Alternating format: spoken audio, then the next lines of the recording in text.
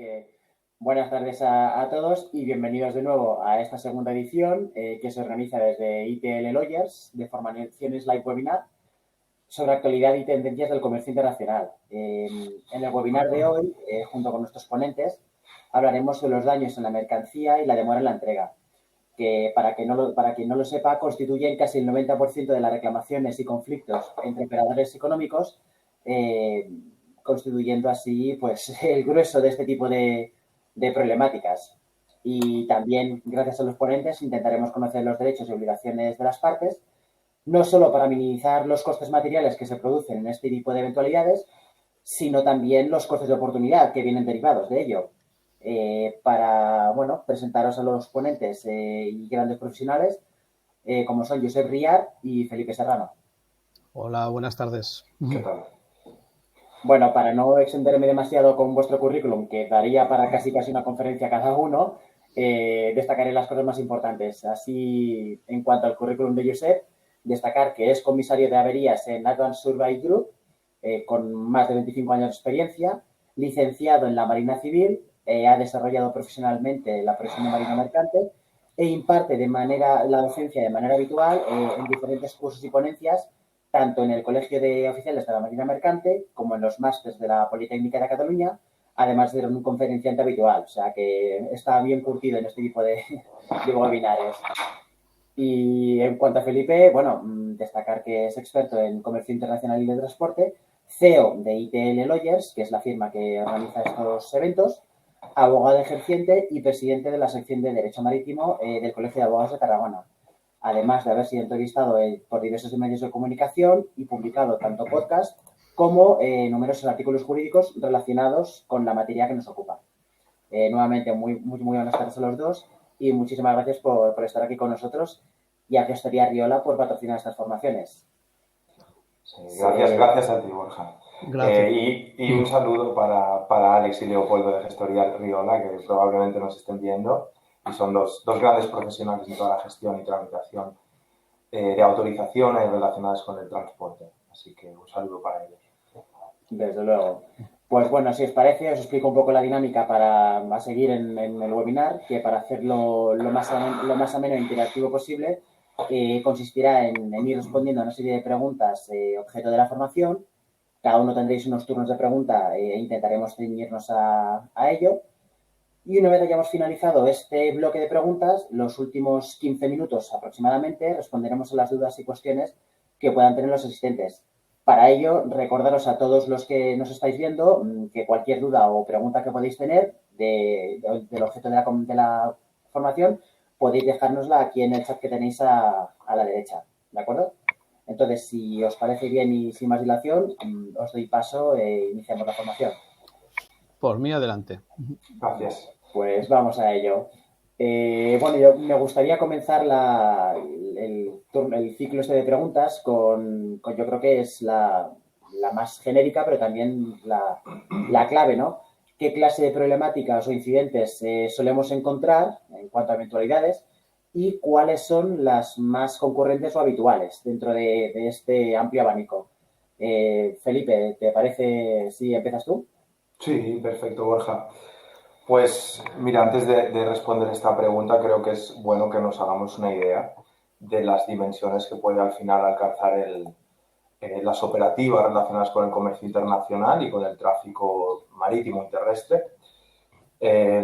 Pues más o menos por datos que hemos obtenido, aproximadamente en el 2020 hubo aproximadamente 150 millones de TEUs en tráfico de carga contenerizada que se movieron en los diferentes puertos del mundo. Más de 11.000 millones de toneladas de mercancía, en volumen de mercancía, en 2021. Y operando, pues a día de hoy hay más de 6.300 buques de carga. A mí me gustaría, a ver si puedo cargar un fichero. Sí, un segundito, ¿eh? Sí, ningún problema. Aquí lo tenemos. Vale, esto es, como veis, pues es un pantallazo que he obtenido de Vesselfinder. Vesselfinder es una aplicación sin ánimo de hacer sponsor, pero sí que es una aplicación muy útil para que todos los que estáis en el sector tenéis Vessel Track, tenéis muy diferentes aplicaciones, pero sobre todo que te permiten un seguimiento en tiempo real de los diferentes buques y embarcaciones que están ahora mismo en tránsito en el mundo. Cada uno de estos puntitos que veis aquí, pues corresponde a un barco, y como veis, pues os podéis hacer a la idea de la gran cantidad de barcos que hay ahora mismo en circulación alrededor del mundo, ¿no? Como digo, es una aplicación muy, muy útil y os la recomiendo siempre que queráis buscar datos de un buque, geolocalizar el buque, etcétera. Y bueno, pues dicho esto, y habiendo contextualizado un poquito este gran volumen que vemos en el tráfico de mercancías, me gustaría recurrir a una analogía que hacía nuestro maestro y amigo Josep Lluís Díaz de Sora, jefe de Demanio Público de aquí, de la Autoridad Portuaria de Tarragona y también en materia de seguridad. Y siempre nos comentaba que, poniendo el símil de cuando nosotros tenemos el coche en el garaje. Cuando lo tenemos en el garaje bien aparcado, pues el riesgo de que se ocasione cualquier tipo de siniestro, de incidencia, es menor. Y siempre cabe la posibilidad de que se te hunda el techo o, pues bueno, tengas una riada y se te inunde el parking. Pero normalmente, pues este riesgo se va a reducir. Cuando ya ponemos las llaves en el coche y nos disponemos a salir a la calle y recogemos a los niños en el cole y vamos a hacer unas compras y estamos en medio de un traffic jam, pues ahí probablemente el riesgo va a aumentar muchísimo. Pues lo mismo pasa con el tráfico de mercancías. Al final, cuando más riesgo tienen estas mercancías de sufrir cualquier tipo de incidencia, es cuando están en tránsito, ¿no? Y por eso pues podemos hablar de que hay una cierta incidentalidad intrínseca dentro de todo el negocio del transporte, de las operativas de transporte. Y es en este momento, en el momento de carga, de descarga, de tránsito, cuando se producen pues prácticamente el 85% de las incidencias que encontramos pues, relacionadas con las mercancías. Y dentro del abanico de incidencias que podemos ver habitualmente, pues yo creo que el máximo protagonista son los daños en la mercancía, que varían mucho en función de la mercancía, por supuesto en función de la fórmula de carga y de descarga y de tráfico de esta mercancía.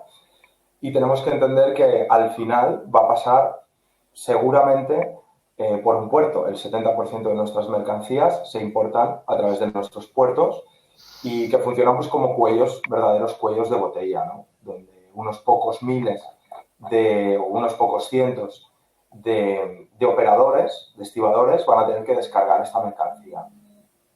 Y esto, al final, en sí, sobre todo aplicado a cierta premura en el sector, cierta pues necesidad de cumplir con relativa seriedad esos timings, genera pues que momentos de nerviosismo, fallos humanos, etcétera, ¿no? Pensemos que cada minuto, cada hora, al final son miles de dólares para la industria marítima y bueno, puede suponernos toda una problemática, ¿no? Y bueno, dentro de esto vemos que también intervienen otros factores como es el factor meteorológico. Yo os he querido poner un pequeño enlace en un vídeo de YouTube para que veáis un poquito cómo son las circunstancias de una navegación complicada. Esto es un buque de carga lleno de contenedores y bueno, como veis pues es abatido por las olas, está entrando agua por todas partes, ¿no? Y es muy difícil a veces asegurar que esta mercancía vaya a llegar sana y salva, ¿no? Como digo, pues al final hay una serie de condiciones meteorológicas también que condicionan que estos daños se produzcan pues, más habitualmente de lo que nos gustaría. Y luego tenemos otra cuestión, ¿no? Tenemos los daños, tenemos las demoras que se pueden producir tanto en lo que sería el pago de la contraprestación, porque esta es otra cuestión que hoy no vamos a tocar mucho, pero también lo vemos con relativa frecuencia, y luego en la entrega de la mercancía. Y luego, como comentará Josep, estas demoras al final pueden tener asociadas un daño. Si estamos hablando de mercancía perecedera, pues por ejemplo kiwis que vienen de Nueva Zelanda y los tenemos 2 semanas en una terminal portuaria, pues no os quiero contar cómo encontraremos los kiwis cuando abramos ese contenedor, ¿no? Y otra cuestión muy incidental, y ya acabo con esto, son los robos. Robos que por desgracia son bastante habituales. Leí el otro día una estadística de Fenadismer que contabilizaba prácticamente que un 17% de los transportistas declararon haber sufrido un robo en carretera, ¿no?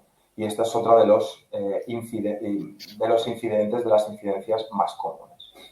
Bueno, con pota de kiwi aparte y el porcentaje de robos que no es precisamente pequeño. Josep, ¿tú quieres añadir alguna cosa? Sí, por supuesto, quiero matizar o hablar de ciertas cosas, ¿no? Es decir, yo, como sabéis y habéis presentado, soy comisario de averías y mi actuación suele ser, no la única, pero sí suele ser en cuando se producen daños sobre la mercancía.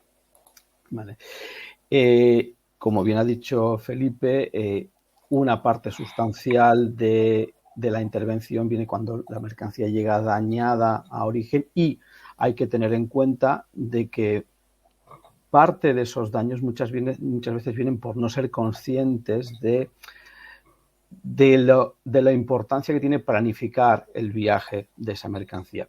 ¿Dónde quiero ir a parar? Quiero ir a parar de que no es lo mismo transportar una misma máquina de Barcelona a Madrid que de Barcelona a Estados Unidos, y no es lo mismo transportarla de Barcelona a Estados Unidos, y hago uno con lo que decía Felipe, en verano, que puede ser en invierno, ¿no? Entonces, dentro de la parte de los daños, y que creo que entraremos más adelante a matizarlos o ampliarlo, hay una cuestión de que quiero enfatizar en el hecho de cómo preparamos la mercancía para ser transportada. ¿Por qué? Porque cada movimiento que se va a hacer, cada trasbordo de un contenedor o trasbordo de mercancías de un vehículo a otro supone un riesgo. Entonces, ¿cómo se prepara esa mercancía para ser transportada? Creo que también es una cosa a tener en cuenta en la que se produzcan los daños, o en evitarlos en todo caso. Y también incidir con el tema de las demoras, que el tema de las demoras últimamente han surgido bastantes intervenciones, porque se pueden producir dos cosas, como bien se decía, ¿no? Es decir, el hecho de que se produzca un daño por la mercancía, en mercancía perecedera, sobre todo por el hecho de que pueda existir una huelga de unos estibadores portuarios durante unas semanas, un buque que se averíe y quede paralizado en algún puerto intermedio, pero también se producen pérdidas digamos, sin haber daños en la mercancía, se producen pérdidas de comercialización. Podríamos estar hablando, por ejemplo, en mercancía que no es perecedera, pero sí que es de temporada, como podría ser las prendas de confección. Es decir, no es lo mismo recibir un pedido para el verano a principios de verano, que se te pase 2 meses y llegue a mediados de agosto. Entonces, también se producen este tipo de problemática. Y otra problemática que puede incurrir la demora es en todos aquellos factores donde hay una planificación en la construcción.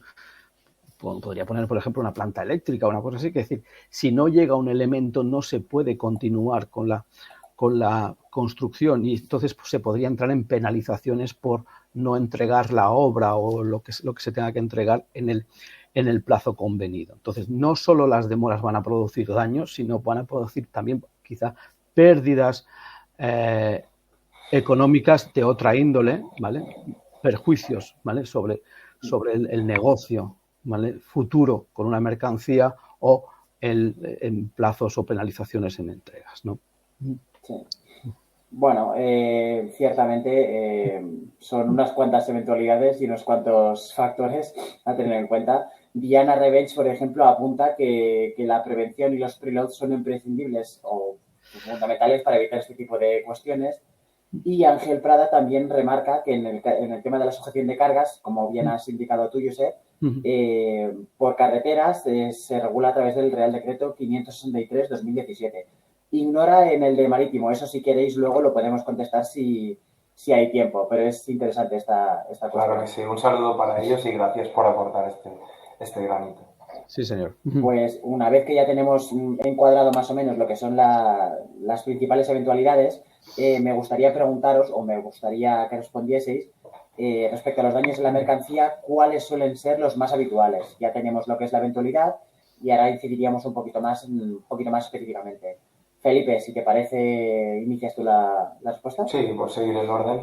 Gracias. Perfecto, Borja. Pues, a ver, ya hemos hablado un poquito de cuáles son los incidentes más comunes que nos solemos encontrar y ahora entrando en lo que es el rey, sobre todo para Josep, y por estadísticas también, que son los daños en la mercancía, pues podemos ver, leía que el Consorcio Internacional de Aseguradoras valoraba que en los últimos 5 años se han producido daños por valor de 9.200 millones de euros.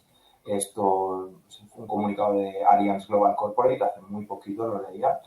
Y de estos, pues podemos aproximar que el 25% son reclamaciones por daños físicos, básicamente. El 14% están relacionados con pérdidas en la temperatura, en el control de la temperatura y sobre esta cadena de frío que debería mantenerse en determinadas mercancías transportadas en reefer. Y luego tenemos que el 11% son contenedores perdidos por la borda. En 2021 tuvimos una estadística de 1.630 contenedores aproximadamente perdidos por la borda. Ya hemos visto en este vídeo de YouTube que os he puesto las condiciones a las que muchas veces nos tenemos, o mejor dicho, las navieras y el porteador efectivo se enfrenta, sobre todo, a condiciones marítimas muy complicadas, ¿no? Y bueno, pues dicho esto, también luego tenemos un 9% aproximadamente de incidencias por robo. Yo os he puesto los distintos tipos de peritajes y surveys aquí. Lo que pasa es que no se ve muy bien, ¿no? Que os dará un poquito una idea. A ver si puedo agrandar. Dame un segundo, ¿eh? A ver. Sí. Pues bueno, aquí tenemos los diferentes tipos de surveys, ¿no? Que podemos encontrar desde controles de peso, cálculo de combustible, estado general del buque, inspecciones de pesqueros, de vehículos, inspecciones de siniestros en transportes a nivel general, control de llenado y vaciado de contenedores y un largo etcétera, ¿no? Entonces, para que veáis que la casuística al final es muy variada y yo creo que quien más nos puede hablar sobre esto es Josep Riad. Yo quiero utilizar parte del tiempo de responder esta pregunta en la siguiente porque creo que bueno, me guardo ese comodín, si os parece, ¿vale? Perfecto. Vale. Bien, pues, sí, no, Josep, adelante. Mira, a decir, hay tanta tipología de siniestros como tipos de mercancías podamos transportar, ¿no? Hacer una clasificación y resumirla a veces se hace complicado, pero por mi experiencia yo podría resumirlo en varios grupos, ¿no? Entonces, un primer grupo sería todos aquellos daños sobre la mercancía que produce roturas, deformaciones, aplastamientos, etcétera, ¿no?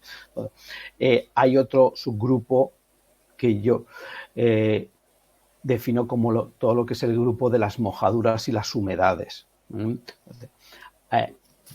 y que producirá una tipología de daño distinta que las roturas y las deformaciones. Entonces, hay otro tipo también de daño, podríamos que es todo lo que son desórdenes de temperatura, ¿vale? Y aquí podríamos incluir todo aquello que hace referencia a la pérdida de calidad de un producto por el hecho de no mantenerse sus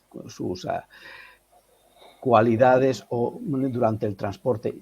Es decir, incluiríamos efectos de maduraciones, estancias, etcétera, que produce que el producto no haya un diferencial de temperatura sustancial, pero sí que posiblemente una falta de ventilación correcta o un efecto combinado temperatura-ventilación produzca que llegue la mercancía con unos desórdenes, ¿no?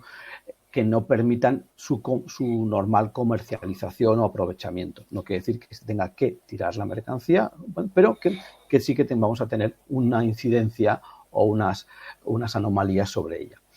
Luego hay otro que quiero que no es uno de los grandes grupos de siniestralidad, pero sí que puede llegar a producir grandes repercusiones económicas, que son las contaminaciones y los derrames.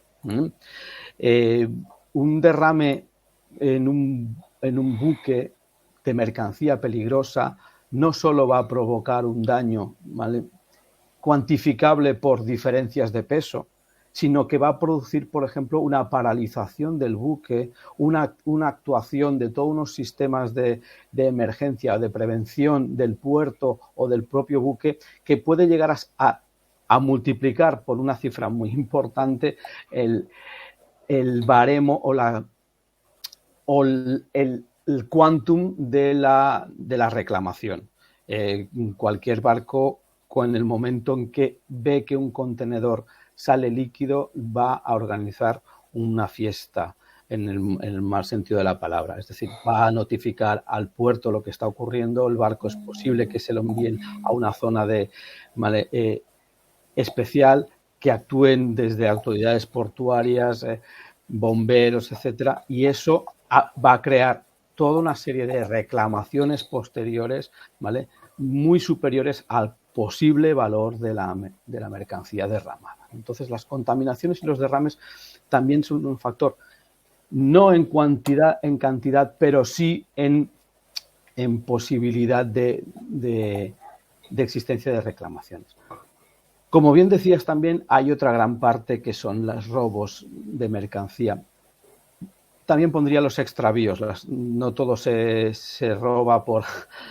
Todo lo que no llega es porque se roba, sino porque a veces se extravía, se pierde mercancía. La cantidad el volumen de mercancía que se mueve es muy grande, y como decía, cada manipulación intermedia es un riesgo, y entre esos riesgos está el que no una partida entera, lógicamente, pero sí que una parte de ella pues se extravíe dentro de un almacén y se envíe a otro destino, como podría ser en los casos de los grupajes, ¿no? Hay el consolidador y el desconsolidador, que por error se puedan perder mercancía, una mercancía en concreto. Luego ya hay algunos siniestros que son más particulares, cuando ya ocurren, por ejemplo, incendios a bordo de un barco, incendios de un medio de transporte. No es lo usual, pero ocurre, ¿vale? También ocurre lo de la caída de los contenedores al agua, ¿vale?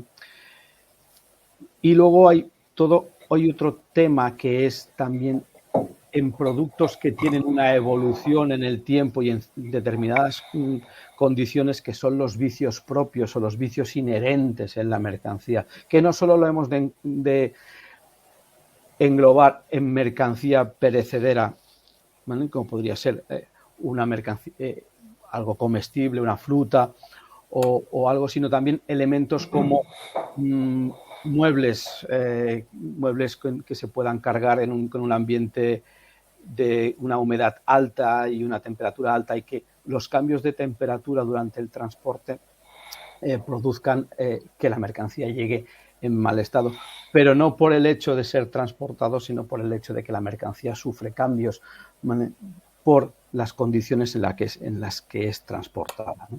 Entonces, yo creo que estos serían los grandes grupos de tipología de siniestros que nos vamos encontrando.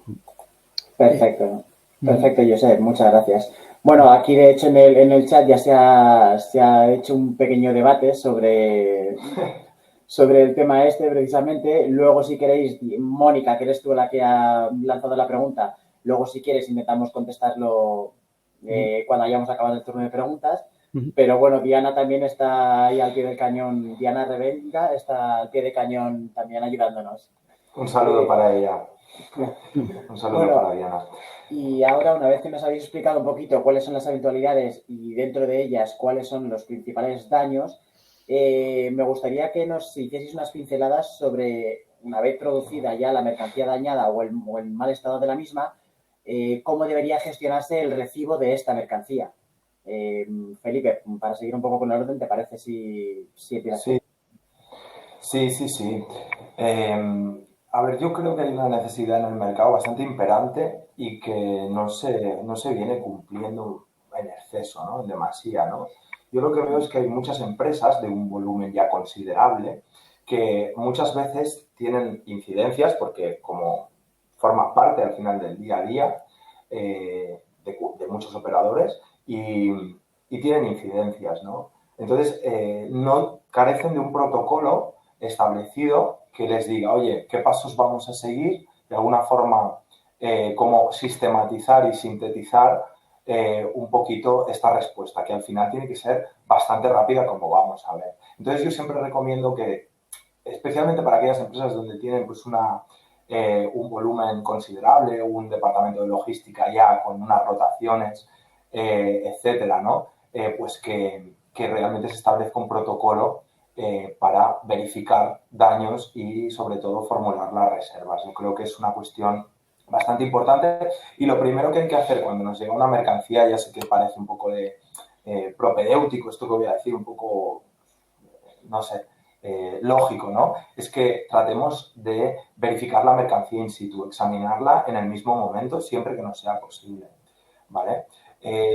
Si no es posible, yo recomiendo hacerlo en un plazo máximo de 72 horas. ¿Y por qué? Pues básicamente es porque para aquellos o porque las diferentes normativas aplicables establecen una diferencia entre aquellos daños aparentes y los daños que no son aparentes. Los aparentes son aquellos que son manifiestamente visibles, aquellos que podemos ver a simple vista con una simple inspección visual. Pues una rotura, mojadura, aplastamiento, etcétera, ¿no? Estos son los aparentes. Y luego tenemos los ocultos, que son aquellos daños que no pueden ser observados pues con una primera análisis, ¿no? Y necesitamos al final desempanar la mercancía o desmontarla para poder observarlo.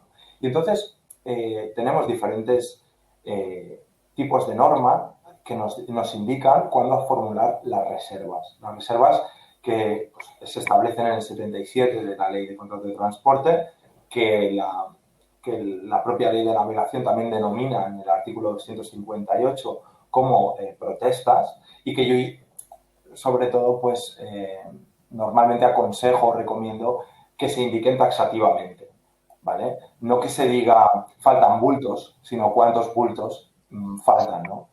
O qué tipo de daño se ha podido producir, ¿no? Aunque sea manifestarlo con una cierta claridad. Además, tienen que formularse estas reservas por escrito, ya sea pues en cualquier documento del transporte, en el Albarán, en el BL, en la Carta de Porte, en el CMR, en Transporte Internacional. Y lo importante es que las dejemos por escrito. Puede ser que en este caso el transportista nos diga, no, aquí no me pintes nada, ¿no? Aquí no me pongas nada, no pasa nada. Podemos formular estas reservas por escrito vía email. No tiene por qué haber problema, ¿vale? Si no se formulan, al final se va a presumir que tú has recibido bien esa mercancía. Ojo con esto, porque tiene unas consecuencias tremendas. Y luego, decía, formulemos las reservas con un máximo de 72 horas, sobre todo en aquellos daños que no son aparentes, ¿vale? ¿Por qué? Porque en este caso tenemos la Ley de Contrato de Transporte, la 15/2009, que nos establece en el artículo 77 que podrán hacerse dentro de los 7 días siguientes, ¿vale? Luego tenemos el CMR, el convenio del 56, que nos indica el mismo plazo, 7 días, ¿vale? Y luego tenemos a nivel de lo que sería transporte marítimo, tenemos el convenio de Bruselas del 24 y los protocolos de la IABISPI, que son del 68. Y estos nos indican un plazo máximo para aquellos daños ocultos, entre comillas, de 72 horas. Yo soy, sobre todo, de la opinión, perdonad, la Ley de Navegación Marítima como la IABISPI, plazo máximo de 72 horas. Y todas estas normas nos indican que los aparentes tienen que formularse in situ y de forma inmediata. Entonces, como os decía, yo soy de la opinión del criterio restrictivo, de siempre aplicar el criterio más restrictivo para curarnos en salud. Entonces, para no encontrarnos problemas y esperarnos a los 7 días, examinemos esa documentación siempre dentro de las primeras 72 horas, ¿vale? Y formulemos esas reservas siempre antes de esas 72 horas. Entonces, recapitulando muy brevemente, primero, Evaluar la mercancía in situ, si podemos. Segundo, formular las reservas en un plazo máximo de 72 horas. Y tercero, yo creo que es muy aconsejable realizar fotografías. Luego, como en cuarto lugar, podemos enviar emails al cargador, enviar emails al porteador, manifestando el daño y manifestando el desacuerdo, ¿no? Y luego, pues evidentemente, informar al seguro. El seguro es probable que si tenemos un seguro sobre la carga, se subrogue en nuestra posición, nos indemnice y nosotros nos olvidamos. Pero bueno, puede pasar que no, ¿no? Y entonces ya entraríamos en lo que es una reclamación, ¿no? Esto ya lo hablamos, si os parece, Sí. en otra pregunta. Sí, esto, bueno, ya se ha adelantado un poquito el contenido de la siguiente pregunta, pero perfecto porque así vamos avanzando. Josep, Yo, o sea, me parece perfecto lo que ha dicho Felipe, es decir, yo quería, lo ha dicho al final, pero quería incidir en una cosa y lo voy a decir esto desde el punto de vista del comisario de averías, no tanto desde el punto de vista de la parte legal, podríamos decir. Lógicamente las reservas han de poner en el momento de la entrega, lo que sea, eso sí. Lo que desde el punto de vista del comisario de averías, que va a actuar cuando existe una reclamación, la mayoría de veces, muchas veces vas a posteriori, es decir, vas a ver una mercancía cuando ya se ha descargado, cuando el vehículo o el medio de transporte ya no está, y seguir la pista a esos medios de transporte o a ese contenedor, ese camión, lo que sea, es más complejo. ¿Dónde quiero ir a parar? El poder que tiene las fotografías hoy en día, ¿no? Es decir, para mí, desde el punto de vista, cuando tengo que analizar la causa de un siniestro, me es muy válido, ¿vale? Perdón, el hecho de la fotografía que te aportan, ¿no? Cuando llega esa mercancía y el contenedor tiene un agujero o por ejemplo, llega desplazada, ¿no?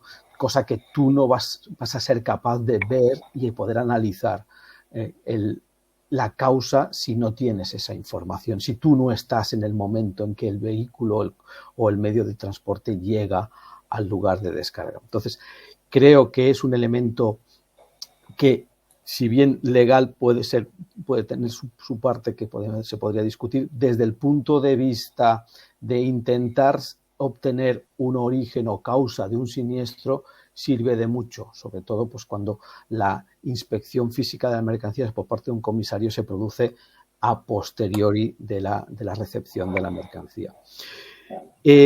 También soy de la opinión y quiero matizar el hecho de que en mercancías perecederas se recopile el máximo también de información de cómo ha ido la mercancía o cómo ha viajado.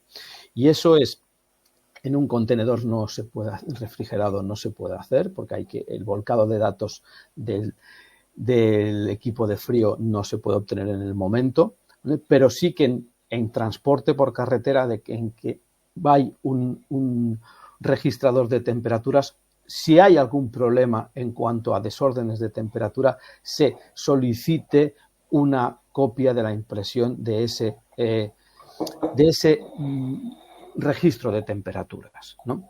Y luego, para que se hace en muchos de la mercancía que se va, ¿vale?, que se transporta, sobre todo perecedera y en fruta, es una de las grandes ramas en que se utilizar registradores de temperatura independientes, en el cual tú, una vez se recibe la mercancía, tienes la información de lo que ha pasado dentro del espacio de carga del vehículo o del contenedor. Esa información es muy importante y muy relevante para probar la existencia de daños, desórdenes o algún tipo de mal funcionamiento o lo que sea durante el transporte, ¿no? Entonces, no solo es el hecho de poner reservas, que sí, y de forma resumida lo que estaba diciendo, es tomar fotografías para poder determinar de forma fehaciente cuál ha podido ser la causa y luego obtener el máximo de datos posibles de forma de otros elementos como son los registradores independientes o las tiras de temperatura en caso de los perecederos, ¿no? No, me parece fantástica la aportación porque además luego, en esto que has comentado del reefer, luego nos pasa que las navieras no nos dan el análisis del data logger, de que es esta maquinita, ¿no?, que va detrás del... Tú lo sabrás mejor que yo, ¿no? Sí, sí. Donde nos refleja todas las variaciones de temperatura minuto a minuto. Y claro, yo para conseguir esto tengo que recurrir al juzgado, con lo cual ya tiene un coste implícito. Y si yo tengo otro medio de verificarlo por mi cuenta, lo puedo descartar o puedo conocer perfectamente el origen, con lo cual, de ese daño, ¿no? Con lo cual, muy interesante ese apunte que nos has hecho. Sí, porque, ya te digo, el data logger es un documento que por experiencia es muy difícil que una naviera te lo llegue a dar. Lo primero que es y no lo pongo en duda, es decir, su posición, es que es un documento interno, es un propio dato del contenedor. No lo vas a obtener en el momento porque necesitas un sistema que te permita volcar los datos que ha registrado el equipo de frío. Y lógicamente, si el contenedor ha funcionado mal, es difícil que una naviera te muestre esos datos, ¿no? Suele ser al contrario, te los muestra cuando ha funcionado bien, ¿no? Entonces, no vas a obtener esos datos a no ser que haya una petición judicial de por medio y algún tipo de litigio más avanzado. ¿Dónde quiero ir a parar? Es decir, cuando tú te propones averiguar cuál ha sido la causa o el origen de un siniestro, ¿vale?, en mercancía perecedera, no vas a tener esos datos de saber cómo ha funcionado, cuál ha sido el régimen de temperaturas en las que ha estado soplando y funcionando todo el tema de todo el equipo de frío. Entonces, tener algo independiente que te permita saber qué ha pasado ahí dentro de ese espacio dentro del contenedor creo que es de vital importancia. Pues sí, desde luego. Bueno, la verdad es que dado que al final es una mezcla, debería ser la fórmula ideal sería una mezcla entre lo que serían los datos objetivos y externos, como por ejemplo las fotografías y demás, también la parte legal con las reservas. Haciendo este tipo de mezclas, pues ya yo creo que sería una buena base.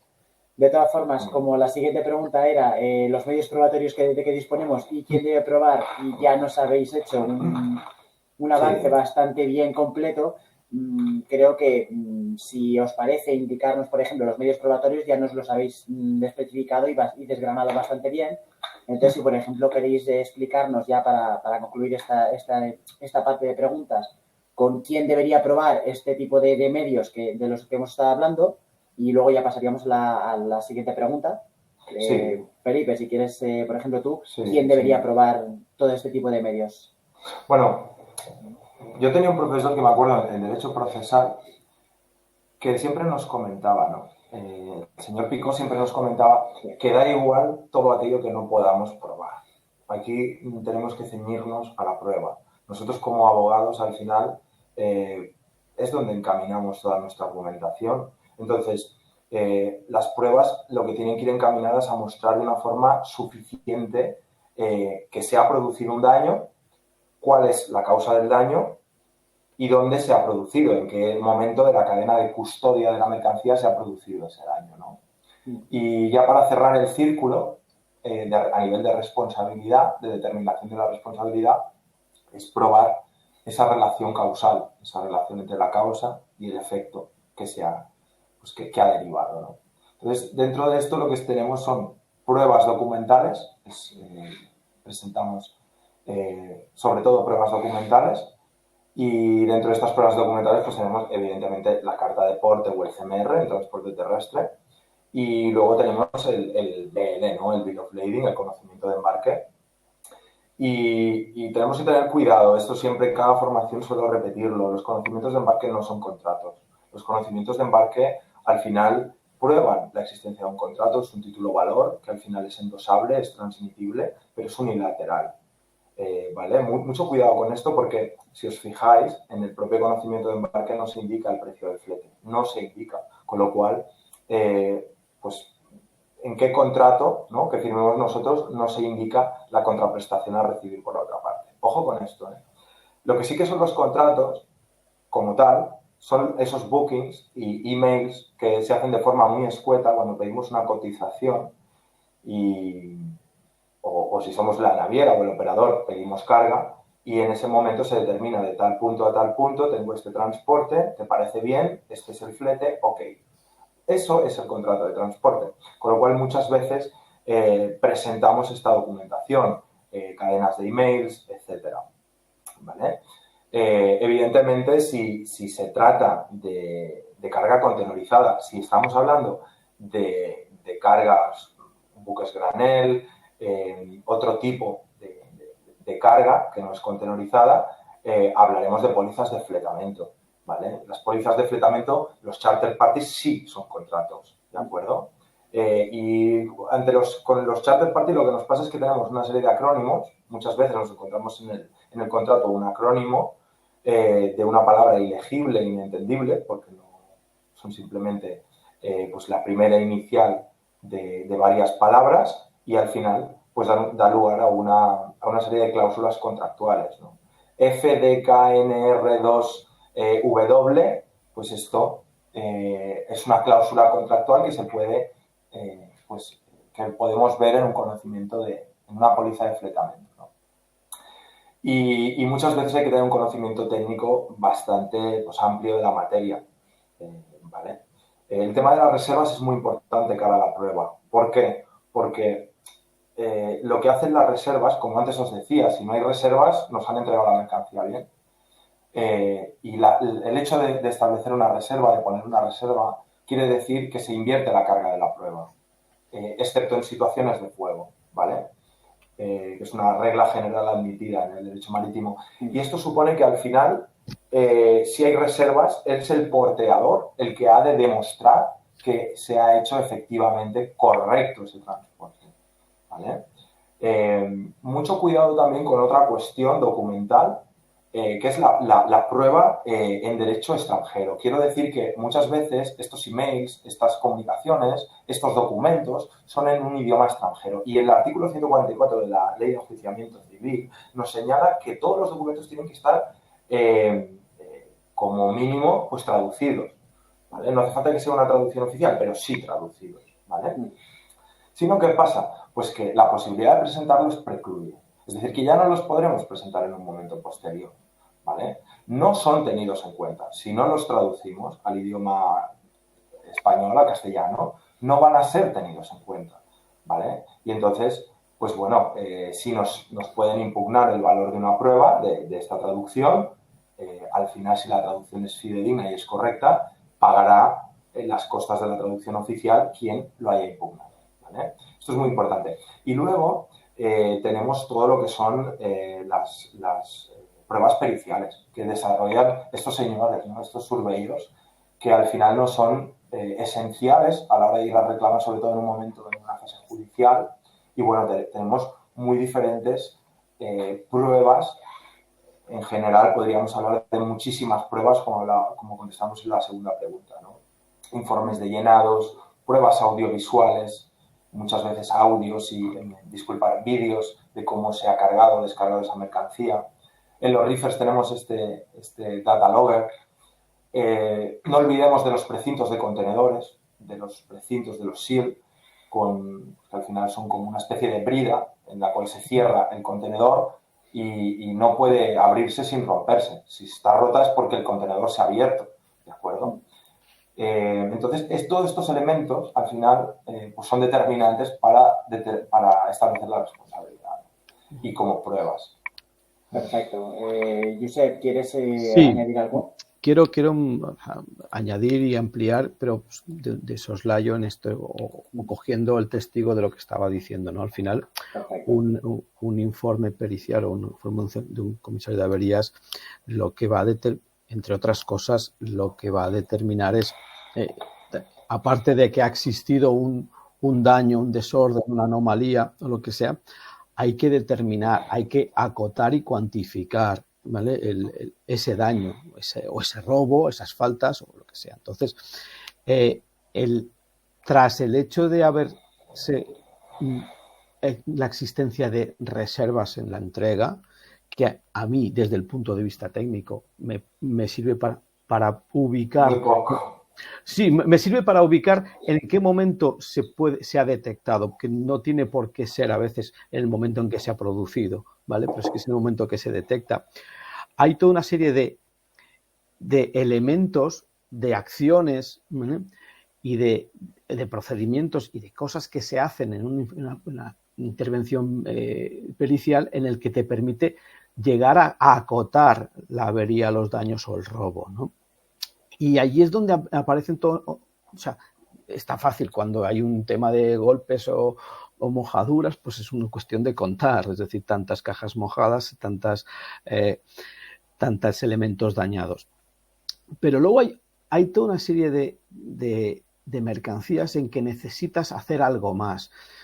Por ejemplo, en mercancía perecedera, no por el hecho de que un pescado haya llegado a una temperatura fuera de unos rangos, ya automáticamente deba irse a tirar a la basura o se debe constatar que está dañado. Es decir, tienes partes de una anomalía, pero la constatación de cuál es el alcance de los daños y hasta qué punto está afectado o no, te lo van a decir el hecho de hacer analíticas sobre ese pescado, sobre esa mercancía. Es decir, el que corresponda por producto, como también pasa en las contaminaciones. El hecho de una contaminación de un líquido, ¿vale? Puede haber una presencia de turbidez. Es que el aspecto no es el correcto, ¿de acuerdo? Pero el llegar a cuantificar, a enmarcar los daños dentro de un alcance, te lo va a dar analítica sobre el producto y poder decir, pues mira, el producto deja de tener las características que tenía y pasa a tener otras, o ya no es apto para lo que estaba buscando, ¿no? Entonces, a mí el hecho de las reservas me sirve para ubicar un momento en que se ha detectado un problema, pero para llegar más allá es necesario hacer más pruebas, ¿vale? Y aquí son pruebas físicas y otras químicas para poder determinar exactamente el alcance de los daños. Perfecto. Claro, al final también dependerá del tipo de cargamento y del tipo de Por supuesto, producto, por supuesto. Lo que también lleva aparejado un incremento de los costes de este tipo de pruebas, como todo. Por supuesto, pero al final también desde el punto de vista práctico, por el simple hecho de que hay una reserva de que dice aspecto de un producto no conforme, a mí no me dice nada. Es decir, claro, el aspecto puede venir de el hecho de hacer unas analíticas sobre un producto, lo que me va a dar es poder también saber cuál ha sido el componente que ha podido cambiar la apariencia de ese producto y luego saber de dónde ha podido proceder esta cambio de apariencia. Es un ejemplo, no. Claro. Entonces, lógicamente, el hacer pruebas te sirve para, lo que decía, poder ubicar cuál es el estado actual de la mercancía y si existe o no aprovechamiento, aunque no sea el primero. Claro.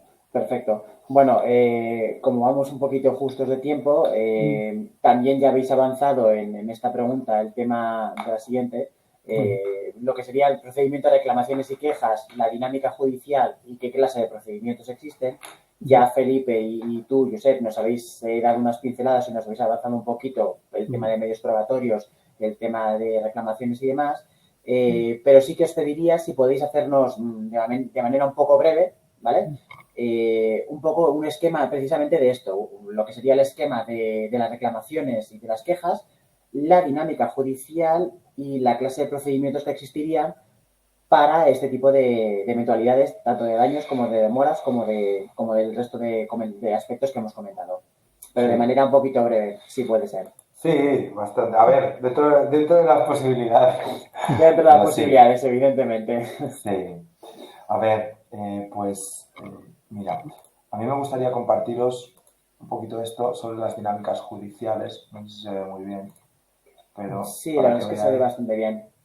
Bueno, para que veáis un poquito, este es el promedio, esto es una estadística en promedio de lo que suelen tardar los juzgados en resolver un asunto, ¿no? Aquí tenemos el juzgado de lo mercantil. Os voy a poner directamente esta estadística, a ver un segundo, ya la tengo. Bueno, aquí lo veis, ¿no? El tiempo medio para solicitar una medida cautelar o mejor dicho, en conceder una medida cautelar por un juzgado es de aproximadamente, como veis aquí, prácticamente 2 meses. El tiempo medio también de promedio a nivel de reclamación en materia de transporte, o mejor dicho, en materia mercantil, pues ronda los 17 meses. En materia de transportes también, unos 17 meses a nivel judicial. Y como vemos, y en materia marítima, pues prácticamente nos vamos a los 15 meses de promedio. Estas son estadísticas del Poder Judicial, de la página web del Poder Judicial, del Ministerio de Justicia, y son estadísticas, bueno, pues que va sacando la conclusión del juzgado: hay que huir como de la peste bubónica. Yo soy abogado ejerciente y lo siento, pero tratamos siempre de huir de la reclamación judicial, ¿no? Hay veces que no nos queda otra.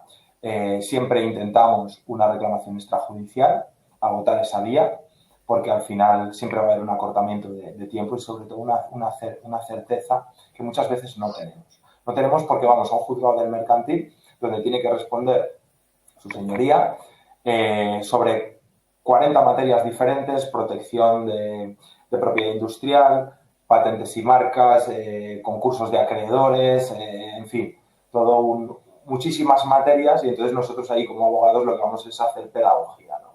Entonces es muy difícil pues dar seguridad jurídica a un cliente cuando un juez está confundiendo la figura del consignatario del buque con el consigní que nos marca el bill of lading, ¿no? Que es el consignatario de la carga. Entonces, como digo, pues hay que huir del juzgado en la medida de lo posible. Hay veces que no podemos, bien, el seguro nos ha dicho que no nos cubre, por lo tanto tenemos que ir a reclamar nosotros, o bien cuando es el seguro quien lo asume y nos dice: ves a reclamar en nuestro nombre, porque nos hemos subrogado. Entonces ahí ya entramos en valorar diferentes cosas. Lo primero que valoraremos es si hay jurisdicción, si es correcta la jurisdicción, si puedo ir a demandarla en ese país. Normalmente un bill of lading de cualquiera de las 10 navieras más importantes va a tener un sometimiento jurisdiccional a los tribunales de Londres o un arbitraje en Londres, con lo cual ya el punto de partida no va a ser demasiado favorable. Y luego que el juzgado tenga competencia. No vamos a ir al juzgado de primera instancia, sino pues tendremos que ir a un juzgado mercantil lo más habitualmente, ¿no? Y luego otra cuestión que se confunde mucho es el derecho aplicable. No es lo mismo la jurisdicción que el derecho aplicable. Y digo esto porque nos hemos visto en situaciones donde la jurisdicción era la española, pero el derecho aplicable era un derecho extranjero. Y entonces el derecho extranjero tiene que ser probado por un experto independiente, ¿vale? No entra dentro del conocimiento del juez y tendría que entrar dentro de una prueba pericial, ¿vale? Y luego nosotros, otra de las cuestiones a la que nos enfrentamos es la prescripción. Todos los abogados venimos con esto, ¿no? Porque es muy importante. Estos plazos, al final, que nos marca la ley de contrato de transporte: 1 año para reclamar en cuestiones donde intervenga la negligencia o el dolo del porteador, 2 años. Pero no nos podemos pasar de ahí. Yo insisto, seamos restrictivos en los criterios: 1 año, ¿vale? Para reclamar. Y luego, pues plantearemos una acción declarativa, una acción donde el juez tendrá que decir si tenemos la razón o no tenemos la razón, y podremos acumular pues daños y perjuicios derivados. Las costas nunca las vamos a saber si nos la van a dar o no. Por mucho que tengamos la razón, no implica que nos den las costas. Y bueno, esto es un poco a grandes rasgos la dinámica judicial.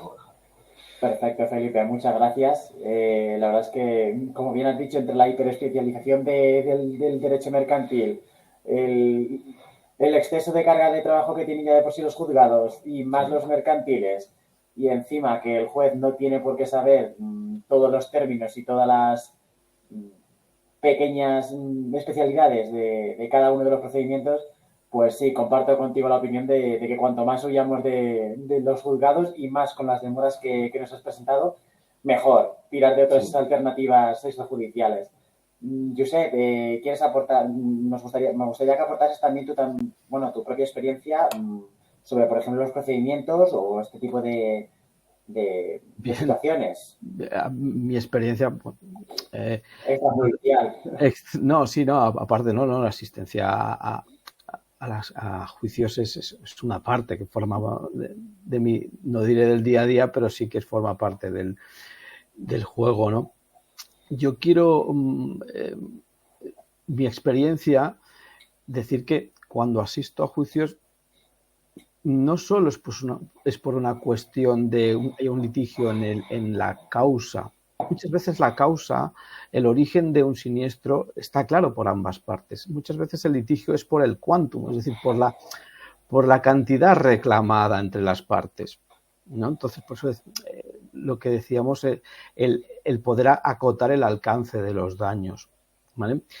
Y otras de las partes de los tipos de juicios que nos estamos encontrando, que me estoy encontrando, es el tema de robo, sobre todo cuando ya se quiera o no, por una parte de una aseguradora o de quien sea, romper una responsabilidad, ¿vale?, de las limitaciones por peso en temas de robo, porque hay mercancía que se roba, es muy valiosa en comparación con su peso, ¿no?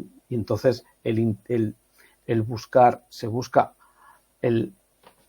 por parte de una de las partes el romper la responsabilidad o el límite por peso, y a otra parte no está, digamos, no está o quiere mostrar de que no existía una negligencia por parte del transportista en el caso del robo, ¿no? Entonces, repito, no solo es una cuestión a veces de la causa, sino, es decir, el robo puede estar claro, o la caída, sino a qué alcance de daños no hay acuerdo en el alcance de los daños, o existe una interpretación distinta de cuáles sean las condiciones en que se ha producido, en este caso, un robo, ¿no?, de medios de vigilancia o lo que sea. Entonces, esa es mi parte, que yo lógicamente vivo una parte de la situación de la parte judicial. Bueno, pero sumada a lo que ha comentado Felipe, también tenemos una visión bastante más completa de lo que serían los procedimientos. Bueno, en relación también con todo esto que habéis comentado, si podéis responder también, me gustaría que, en este caso, la pregunta sería para ti, por ejemplo, Josep. Sí. ¿Cómo valorarías el daño una vez verificado o producido? ¿Cómo llego a la cantidad a un valor de daños? Sí, ya has hecho unas pinceladas, pero bueno, si puedes incidir un poquito más. Sí, por supuesto. Mira, lo primero, necesitamos una serie de documentación. La documentación principal que permite sacar un valor es una factura o un documento de valor. Es decir, saber cuánto vale aquello que se ha dañado, aquello que se ha transportado y aquello que se ha dañado, ¿no? Entonces, a partir de allí puedes empezar a saber si realmente, si hay unas unidades que ya no dejan de ser válidas para su comercialización, pues bueno, es una manera de obtener. Esto no se ha colado por aquí, perdona. Se nos ha colado una imagen. Una imagen, no estaba tocando nada, disculpad, ¿no? Entonces, uno es la factura, las facturas que existen entre comprador y vendedor, ¿eh? Aquí creo que es importante también destacar para la valoración que se ha de saber cuál es el término de compraventa, el Incoterm, porque no es lo mismo el ex-works, que es franco-fábrica, que un DDP. Y lo digo porque en el lugar cuando se produzca el siniestro hay que tener en cuenta otros importes que van anexos al valor propio de la mercancía. Es decir, si es una factura y es un transporte en términos ex-works, si la mercancía viene de China, por decirlo, y llega a España, habrá que tener en cuenta todos aquellos importes de fletes, manipulaciones, etcétera, que hacen que la mercancía esté ya en España. Por tanto, habrá que tener en cuenta facturas de flete, facturas de aduanas, etcétera, ¿vale?, derechos de aduanas, para saber cuál es el valor real de la mercancía en el momento del siniestro, porque ha ocurrido en España, ¿no? Entonces, estos son los documentos principales. En otros casos en que la mercancía puede ser reparable, etcétera, habrá que utilizar presupuestos de reparación. Una cosa que insistimos mucho es lo más desglosados posibles, ¿no? Es decir, que permita saber qué se le ha hecho o qué se va a hacer sobre sobre ese elemento que tiene que ser, que todo está dañado y tiene que ser reparado, ¿no? Hay otros elementos también, y aquí quiero decir que es importante cuantificar la mercancía para valorar en las mismas unidades en que esté la factura. Muchas veces pues hay que saber que si son un tipo de mercancía y está en metros cuadrados, pues habrá que cuantificarlo en metros cuadrados. Si está en unidades, si está en el valor que sea.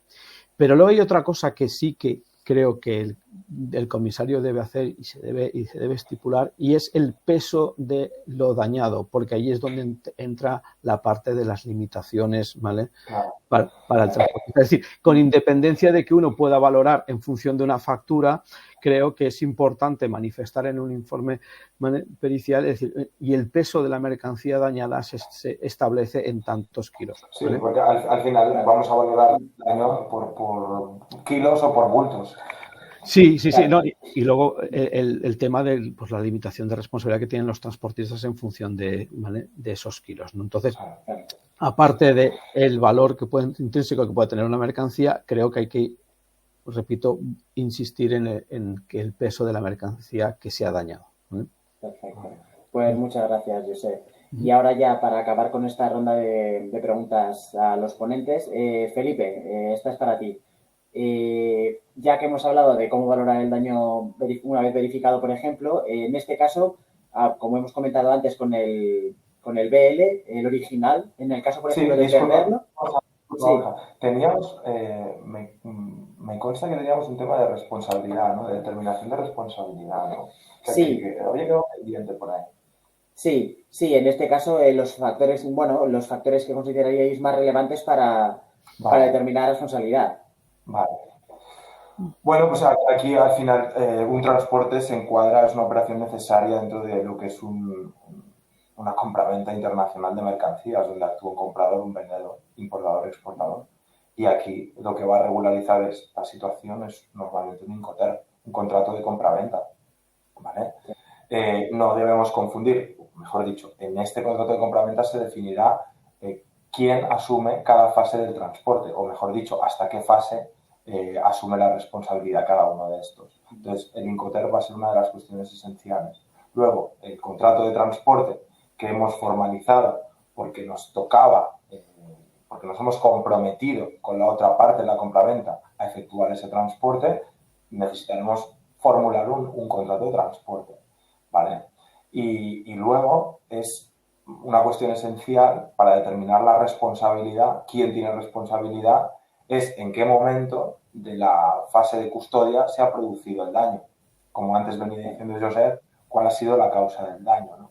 Y ahí, pues normalmente va a entrar el servicio del surveyor, el expertise del surveyor para determinar quién tiene responsabilidad. Yo creo que es también una pregunta interesante.